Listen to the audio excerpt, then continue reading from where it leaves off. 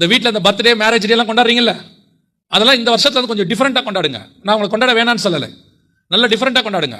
நல்ல birthday marriage டே ஒன்று கூட விடாதீங்க. மாமியார் பர்த்டே கூட கொண்டாடுங்க. ஒன்று விடாம எல்லா பர்த்டேக்கு என்ன செய்யணும் தெரியுமா? நல்ல ஒரு 25 நான் பிலீவரை கூப்பிடணும். ஒரு பிலீவரை கூட கூப்பிடக்கூடாது.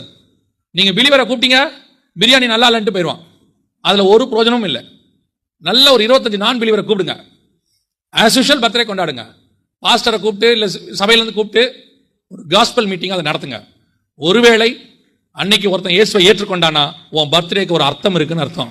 அவன் வாழ்நாளெல்லாம் சொல்லுவான், அவர் பிறந்தநாள் அன்னைக்கு தான் நான் இயேசுவை ஏற்றுக்கிட்டேன்பா. அதுதான் ஆசீர்வாதம். போங்க, உங்க பிள்ளைங்க பர்த்டே அன்னைக்கு ஒருத்தன் ரட்சிக்கப்படுவான், உங்க பர்த்டே அன்னைக்கு ஒருத்தன் ரட்சிக்கப்படுவான், உங்க கல்யாண நாளுக்கு ஒருத்தன் ரட்சிக்கப்படுவான். இப்படி ஒவ்வொரு நாளையும் நீங்க நடத்துற ஃபங்க்ஷன்ல ஒவ்வொருத்தர் ரட்சிக்கப்பட்டா ஒவ்வொரு ஃபங்க்ஷனும் அர்த்தம் உள்ளதாய் மாறும்.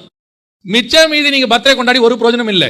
ஒரு கேக்கை வாங்கி வெட்டி 10 பேரை கூப்பிட்டு ஹாப்பி பர்த்டேன்னு பாடிட்டு அவன் போகும்போது சொல்லுவான், இதை விட நல்ல கேக் அங்கே ஒன்று இருந்துச்சு, அவங்க நல்லா வெட்டினாங்கன்ட்டு போயிடுவான். பிரயோஜனமே இல்லை, வேஸ்ட். ஆனா உங்க ஃபங்க்ஷன்ஸ் அத்தனையும் நான் பிலீவரை கூப்பிடுங்க. ஒரு காஸ்பல் சொல்லுங்க. எவ்வளவுக்கு எவ்வளவு ஆத்மாதாயம் பண்ண முடியுமோ அவ்வளவுக்கு எவ்வளவு ஆத்மாதாயம் பண்ணுங்க. அதுதான் பரலோகத்துக்கு கொண்டு போய் சேர்க்கும்.